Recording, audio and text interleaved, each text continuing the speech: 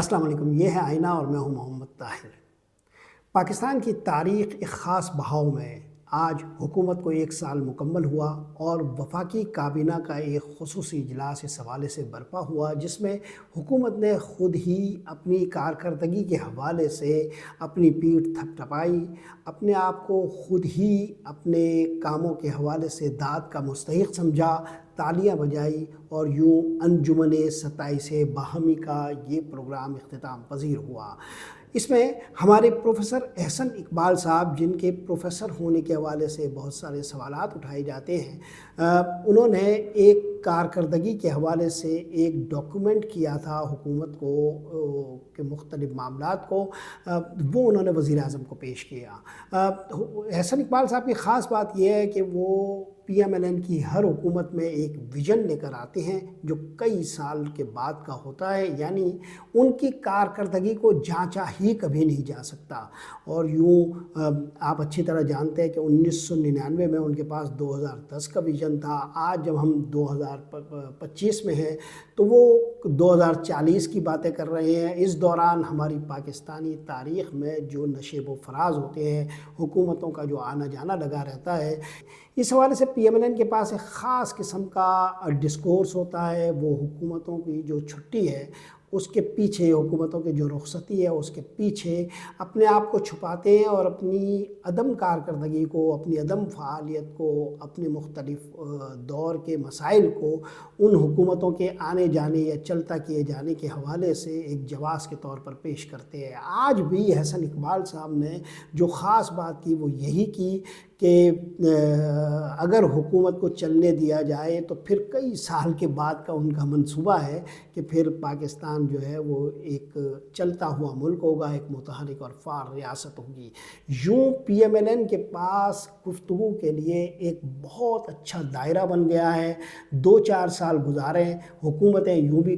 برقرار نہیں رہتی، اس لیے جب حکومت چلی جائے تو جو دعوے کیے ہیں ان دعووں کا بوجھ حکومتوں کے چلتا کیے جانے کے اس اقدام پر لا دیں اور اپنے کندھے کو خود ہی تھپتھپائیں۔ یہ مسلم لیگ نون اپنے ہر دور میں کرتی آئی ہے اور ہمیشہ سے کرتی رہے گی جب تک کہ یہ کھیل جو پاکستان کے اندر اٹھا پٹک کا ہے یہ جاری رہتا ہے۔ اگرچہ یہ بات اپنے تئیں درست ہے کہ ایک حکومت کو کام کرنے دیا جائے، لیکن پاکستان کے اندر گزشتہ جو 50 سال کی تاریخ ہے اس میں حکومتوں کی اٹھا پٹک کے اس کھیل کا حصہ دراصل PMLN ہی رہی ہے۔ یہ تاریخ جب درست طور پر لکھی جائے گی تو اس کا درست تناظر بھی لوگوں کے سامنے آئے گا۔ ابھی تو ہم تعصب کی ایک تاریکی میں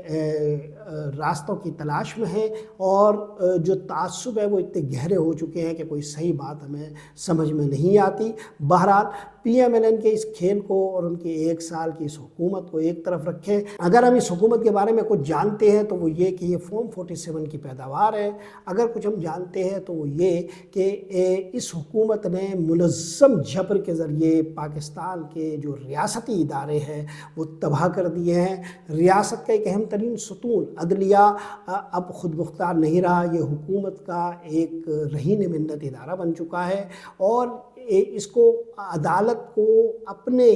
فیصلوں میں آزاد تک نہیں چھوڑا گیا۔ اب ہم جو ججز دیکھ رہے ہیں ان کی جو ذہنی سطح ہے، اگر آپ کو اس کا ایک اندازہ لگانا ہے تو آج آئینی بینچ میں جو گفتگو ہوئی ہے اور جسٹس جمال مندوخیل صاحب نے جو سوال اٹھایا فیصل صدیقی صاحب کے سامنے، جو سول سوسائٹی کی نمائندگی کرتے ہیں کہ کیس یہاں چلتا ہے یا وہاں، یعنی سول کورٹ میں چلتا ہے یا ملٹری کورٹ میں، فرق کیا پڑتا ہے؟ اس کا جواب فیصل صدیقی صاحب نے تو وہاں دیا، لیکن آپ اندازہ کیجئے کہ یہ سپریم کورٹ، جب سپریم کورٹ کا ایک جج، معزز جج یہ سوال اٹھاتا ہے یا یہ نکتہ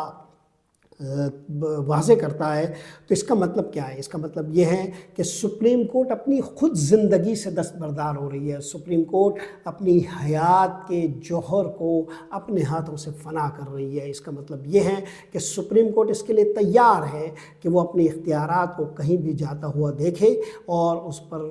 شادہ و فرح رہے۔ لیکن بہرحال جو قانونی نکات کی بحث ہے وہ تو بعد میں ایک الگ موضوع کے طور پر اٹھائی جا سکے گی۔ سپریم کورٹ کا صرف ادارہ ہی نہیں، آپ ملک کے باقی اداروں کو بھی اگر دیکھیں تو حیرت ہوتی ہے کہ یہ حکومت 1 سالہ کارکردگی کو سیلیبریٹ کیسے کر رہی ہے۔ بہرحال اس موضوع کو یہیں رکھتے ہیں۔ آج کا ایک اور اہم ترین موضوع عمران خان کے حوالے سے تھا، جب عمران خان سے ان کی بہن علیمہ خانم کی 1 ہفتے کے بعد ملاقات کرائی گئی۔ علیمہ خانم کی جو ملاقات ہوئی عمران خان سے، اس دوران 1 ہفتہ مختلف افواہوں کے نرغے میں رہا، جب یہ افواہیں اڑتی رہی کہ عمران خان کی صحت خراب ہے، کبھی عمران خان کے حوالے سے سنجیدہ طبی معاملات کو اٹھایا جاتا رہا، اور کبھی یہ بھی کہا گیا کہ ان کے کان کے اندر کوئی خرابی ہے۔ اس طرح کے مختلف معاملات اٹھائے جاتے رہے، لیکن آج پی ٹی آئی کے جنرل سیکرٹری سلمان اکرم راجہ اور محترمہ علیمہ خانم صاحبہ دونوں کی ملاقاتوں میں جو ایک بات بار بار واضح کی گئی وہ یہ کہ عمران خان بالکل صحت مند ہے، عمران خان کی صحت کے ساتھ کوئی مسئلہ نہیں ہے، وہ خوش و خرم ہے، شاد و فرحاں ہے۔ علیمہ خانم صاحبہ نے تو یہ تک کہا کہ وہ بالکل خوش ہے،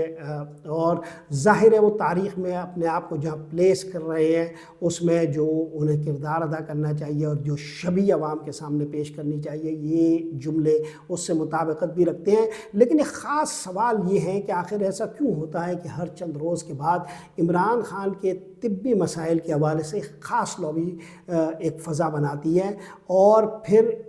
عمران خان کے خاندان کو اس کی وضاحت کرنی پڑتی ہے کہ ایسا نہیں ہے اور عمران خان بالکل مطمئن ہے، کوئی بیماری انہیں لاحق نہیں ہے۔ یہ دراصل ایک ایسے اندیشے کا معاملہ ہے۔ میں نے جب اس کو کھڑل کرنے کی کوشش کی، اس کا تجزیہ کرنے کی کوشش کی اور اس نکتے اور اس سوال کو عمران خان کی فیملی کے کچھ اہم لوگوں سے اور ان کے مقربین کے ساتھ زیر بحث میں لایا، تو یہ نکتہ واشگاف ہوا کہ یہ اندیشہ رہتا ہے کہ عمران خان کو طبی گراؤنڈ پر کسی خطرناک صورتحال سے دوچار نہ کر دیا جائے۔ چنانچہ تاریخ میں اپنا ریکارڈ درست رکھنے کے لیے یہ خاندان بار بار یہ واضح کرتا ہے کہ عمران خان کی صحت کے ساتھ کوئی مسائل نہیں ہیں، تاکہ کوئی طبی قسم کا مسئلہ ان کے ساتھ کھڑا نہ کر دیا جائے اور خدا نخواستہ کوئی ایک ایسا ناپسندیدہ کام سامنے آئے کہ جس کی وجہ سے عمران خان کے متعلق یہ جو افواہیں پھیلائی گئی ہے اس سے ایک مطابقت پیدا کر دی جائے۔ بہرحال یہ وضاحت تو ہوئی، لیکن ایک اور خاص بات ہے جس پر ذرا کم توجہ دی جاتی ہے، وہ یہ کہ سلمان اکرم راجہ نے یہ کہا کہ پی ٹی آئی کے اندر اور پی ٹی آئی کے باہر کچھ معاملات کو زیر بحث لاتے ہوئے انہوں نے یہ کہا کہ عمران خان سے ایک وسیع تر سیاسی اتحاد بنانے کے حوالے سے صلاح مشورے ہوئے ہیں۔ ایک اہم نکتہ تو مولانا فضل الرحمان کے حوالے سے ہے۔ آج سلمان اکرم راجہ کے پاس مولانا فضل الرحمان صاحب کے حوالے سے عمران خان کی کچھ ہدایتیں موجود تھیں، جنہیں سلمان اکرم راجہ مولانا فضل الرحمان صاحب کی خدمت میں لے کر جائیں گے اور وہاں ان سے زیر بحث لائیں گے۔ آپ کو اچھی طرح معلوم ہے کہ ان دنوں مولانا فضل الرحمان اور پی ٹی آئی کی قربتوں کو فاصلوں میں تبدیل کرنے کے لیے ایک منظم لابی کام کر رہی ہے۔ اگرچہ مولانا فضل الرحمان کے ساتھ ایک حزبی اختلاف کی تحریک چلائی جا سکتی ہے اور پی ٹی آئی کے لیے یہ موضوع ہے یا نہیں، یہ ایک الگ سوال ہے، مگر بہرحال یہ جو کوشش ہے اس کوشش کو کئی حوالوں سے سیبوٹاژ کیا جا رہا ہے۔ تو سلمان اکرم راجہ نے آج اس پر بھی بات کی۔ وہ شیر افضل مروت کے متنازع موضوع پر گفتگو سے کتراتے رہے، لیکن ایک خاص بات جو میں آپ کے گوش گزار کرنا چاہ رہا ہوں وہ یہ کہ عمران خان کے حوالے سے علیمہ خانم صاحبہ نے بھی اور سلمان اکرم راجہ صاحب نے بھی یہ کہا کہ یہ جو کہا جا رہا ہے کہ انہیں سحر و افطار کے انتظامات ان کے حوالے سے ناگفتہ ہے اور انہیں سحر و افطار کا اہتمام نہیں کرنے دیا جا رہا، یہ بالکل غلط بات ہے، اور عمران خان کو سحر و افطار کے حوالے سے جو اہتمام ہے وہ کرنے دیا جا رہا ہے۔ یہ وضاحت جو سلمان اکرم راجہ نے کی ہے اس کا پس منظر دیکھیں اور ذرا ٹٹول ہے کہ آخر پی ٹی آئی کے اندر وہ کون سی لابی ہے جو اس فضا کو پیدا کر رہی تھی۔ سب سے پہلے یہ بیان بیرسٹر سیف کی طرف سے آیا۔ بیرسٹر سیف جو علی امین گنڈاپور کے ساتھ ایک خاص تعلق میں ہیں، علی امین گنڈاپور جو شیر افضل مروت کی حمایت کرتے ہیں اور شیر افضل مروت کے قریب ترین جو لوگ سمجھے جاتے ہیں ان میں سے کچھ لوگ ایک خاص طرح کا ماحول پیدا کرتے ہیں۔ وہ ماحول خود عمران خان کے خلاف اور پی ٹی آئی کے خلاف جاتا ہے۔ بیرسٹر سیف نے آج صبح اس بحث کو کھولا۔ جب اس بحث کا دروازہ انہوں نے کھولا تو دوسری طرف پنجاب سے عظمیٰ بخاری کی آواز آئی۔ انہوں نے ایک ایسی بات کہی جس کی ان سے توقع کی جا سکتی تھی کہ وہ جب دوپہر 12 بجے ہی سو کر اٹھتے ہیں تو کون سی سحری ان کو دی جائے۔ بہرحال آپ بھی اچھی طرح جانتے ہیں کہ پاکستان بھر میں جو مقدمات چلتے ہیں وہ صبح سویرے چلتے ہیں، جو ملاقاتیں ہوتی ہیں وہ بھی صبح ہوتی ہے، لیکن ظاہر ہے پی ایم ایل این کو اللہ تعالیٰ نے کبھی ان کے کسی رہنما کو سچ بولنے کی توفیق تو دی ہی نہیں ہے۔ انہوں نے آج اس طرح کی گفتگو کی، مگر سوال یہ ہے کہ بیرسٹر سیف نے آج صبح بحث کا یہ دروازہ کیوں کھولا؟ اگر عمران خان سحر و افطار کے انتظام سے مطمئن تھے تو بیرسٹر سیف یہ بات کیوں کر رہے تھے؟ یہ سوال زیر بحث رہنا چاہیے۔ یہ بھی زیر بحث رہنا چاہیے کہ عمران خان کی صحت کے حوالے سے افواہیں کیوں گردش میں رہتی ہیں۔ یہ بھی ایک اہم ترین نقطہ ہے کہ پاکستان میں اپوزیشن کے لیے جو ایک اتحاد کی کوشش ہو رہی ہے، اس کوشش کو سیبوٹاژ کرنے کے لیے خود اپوزیشن کی ہی جماعتوں میں وہ کون سے رہنما ہے جو متنازع بیانات دے کر فاصلے پیدا کر رہے ہیں۔ یہ نقطے اگر زیر بحث رکھے جائیں، ان نقطوں کے حوالے سے اگر مختلف رہنماؤں کے بیانات کو مشخص کیا جائے تو آپ اس کھیل کو سمجھ سکتے ہیں جو تاریکیوں میں اور پردے کے پیچھے چل رہا ہے۔ عمران خان کا راستہ روکنے کی کوشش ہر طرف سے ہو رہی ہے۔ حکومت ایک طرف اپنی کارکردگی کے حوالے سے فیسٹیول موڈ میں ہے، مگر اندیشوں اور وسوسوں سے بھی دوچار ہے۔ چنانچہ احسن اقبال سے میں نے بات شروع کی تھی، انہی کی بات پر میں اختتام کرتا ہوں کہ کچھ ہی دنوں میں پی ایم ایل این کے رہنماؤں کی طرف سے ہم ایک یہ منترا سنتے ہیں، مسلسل یہ بات کی جاتی ہے کہ حکومتوں کو چلنے دیا جائے، حکومتوں کو چلنے دیا جائے۔ اگرچہ جتنی بھی حکومتیں ماضی میں آگے پیچھے ہوتی رہی ہے، اسے ایک حکومت کے علاوہ جو نواز شریف کی گئی ہے، جتنی بھی حکومتیں جاتی آتی رہی ہے اس میں پی ایم ایل این ایک فریق کے طور پر کھیل میں شریک رہی ہے۔ مگر بہرحال یہ بات کی جاتی ہے، اب جو یہ بات کی جا رہی ہے اور بار بار کی جا رہی ہے، متواتر کی جا رہی ہے، بسط اصرار کی جا رہی ہے، مختلف رہنماؤں کے ذریعے کی جا رہی ہے، تو ایک سوال یہ پیدا ہوتا ہے کہ آخر پس پردہ ایسا کیا چل رہا ہے کہ جس سے پی ایم ایل این کے رہنما مسلسل ان اندیشوں میں مبتلا ہے اور انہیں یہ یقین دہانی کرانی پڑتی ہے یا یقین دہانی لینی پڑتی ہے کہ حکومت چلنے دی جائے گی، جبکہ آج بھی وفاقی کابینہ کے اجلاس میں شہباز شریف صاحب نے وفاقی کابینہ کے ارکان سے یہ کہا کہ وہ بہت اچھے ریلیشنز میں ہیں قومی اداروں کے ساتھ، اور جو معاشی معاملات اور معاشی بھنور سے ہم اس کشتی کو نکال کر لائے ہیں، اس میں انہوں نے خاص طور پر آرمی چیف کا نام وفاقی کابینہ کے اجلاس میں بھی لیا۔ تو آخر ایسا کیوں ہے کہ بار بار انہیں کہنا پڑ رہا ہے؟ کیا کوئی اندرونی ڈر موجود ہے؟ کیا کارکردگی کا ہی بوجھ ہے؟ ہم آج بھی یہ دیکھ رہے ہیں کہ معاشی طور پر بے پناہ مسائل اس حکومت کو درپیش ہیں۔ اگرچہ ایک دستاویز انہوں نے چھاپ لیا ہے، مگر ٹیکسٹائل جو ہے وہ روز